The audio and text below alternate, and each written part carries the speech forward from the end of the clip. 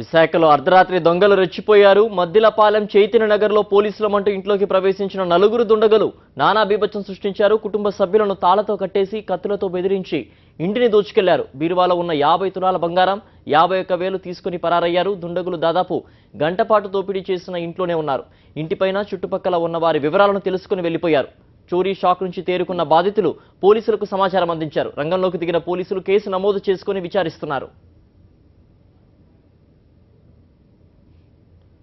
ఇదంతా గట్టి కొట్టేసి నన్ను మంచం మీద కూర్చోబెట్టి ఒకడు కత్తి పట్టుకుని నా పేక దగ్గర కత్తి పెట్టుకుని ఉన్నాడు. అంటే నేను ఆ బీరువా చెక్ చేసుకుని తలుపు వేసుకుని ఇక్కడ ఒకడు ఉన్నాడు. బీరువా అది తీసుకుని అందులో నా గోల్డ్ అది డైలీ పెట్టుకుని మొత్తం డైలీ పెట్టుకునేటువంటి నా ఉంగరాలు, నా చైను నైట్ పడుకునేటప్పుడు బీరువాలో పెట్టి పడుకుంటాను. అదొక 21,000 క్యాష్, నా గోల్డ్.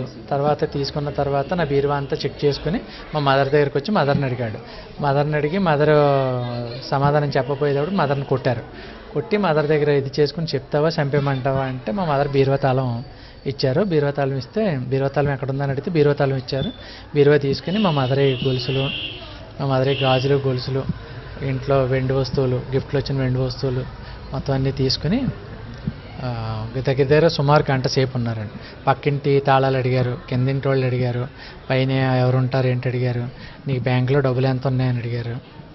అడిగి చేసుకుని రాత్రి సుమారు 2 గంటల 20 నిమిషాల టైంలో 1:30కి వచ్చారు.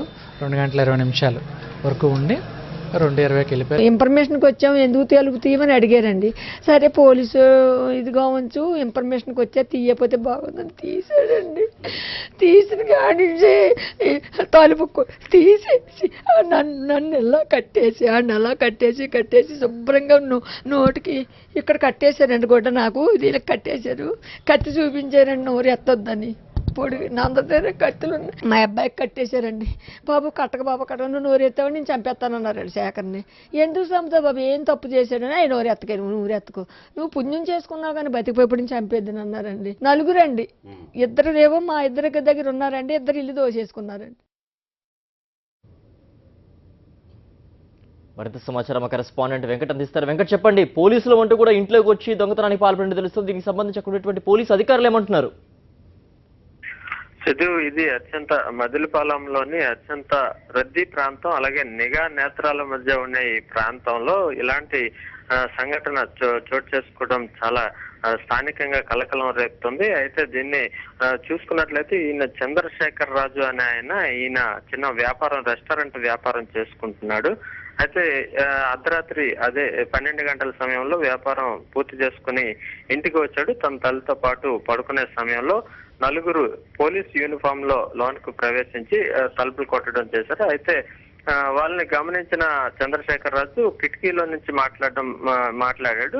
బదులిస్తుండగా మేము పోలీసులు, మాకు కొంత ఇన్ఫర్మేషన్ సమాచారం కావాలి, ఇందుకోసం మీ దగ్గరకు వచ్చాం, లోన్ తలుపు తీస్తారా తీరని బెదిరించడంతో చంద్రశేఖర్ రాజు ఒకసారిగా తలుపు తీశాడు. లోనికి వచ్చిన వెంటనే చంద్రశేఖర్ రాజును చీరతో పూర్తిగా కాళ్ళు కట్టేసి ఒక ఇద్దరు ఆయన దగ్గర నిల్చుని ఉన్నారు. అలాగే మరొక ఇద్దరు తల్లి విజయమ్మ దగ్గరికి వెళ్ళి పూర్తిగా ఆమెను చితకబాది ఆమె దగ్గర ఉన్న బీరువా తాళాలు తీసుకుని మొత్తం దోచుకున్న ప్రయత్నం చేశారు. దాదాపుగా 51,000 ఇటీవల చీటీ పాడుకున్నారు. కాశీ వెళ్లే ప్రయాణం నిమిత్తం ఆమె దాచుకునే డబ్బులు 50,000 కూడా తీసుకోవడం జరిగింది. అలాగే 50 తులాల బంగారం కూడా పూర్తిగా దోచుకోవడం జరిగింది. దీనిపై సిద్ధు, థ్యాంక్ యూ.